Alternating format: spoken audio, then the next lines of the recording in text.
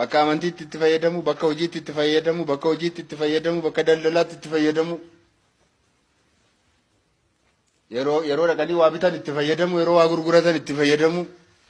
Afaan Oromoon gaafachuu dhaqanii meeqa gatiin kana hin beeku ani yoonni jedhe kaanis nagaatti oole anis hin bitu jedhanii dhiisanii deemu. Lolan barbaachisu waan biraan barbaachisu.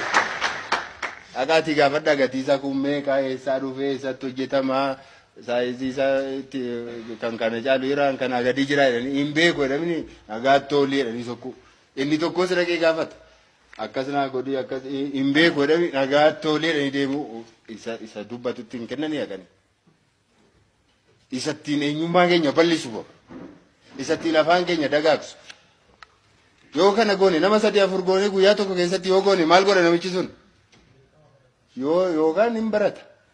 Yoo utuma beekuu wallaale ta'e immoo hin dubbata. Yoo kana lamaan hin danda'u ta'e immoo nama afaan sana beekuu qaxara. Nama tokkoof hojii baastammoo hin baasne. Akkuma ittiin deemnee yoo iyyiin afaan keenya kana ta'uu namittii kana asii suuqii cufanii deemsisuudha. Maaltu nu cufsiise? Maaltu kanatti nu geesse? Horiin borsaa keenya keessa jira. Isa fudhanneen qajeellu. Lafa bitachuun nurra hir'uuraan bitannu. Inni of cufa. Kanaatiif ogummaadhaan fayyadamuun barbaachisaadha. Waa'ee afaan keenya irratti jabinaan, ogummaadhaan, beekumsaan qajeelfamnee hojii hojjechuutu nurra jiraata.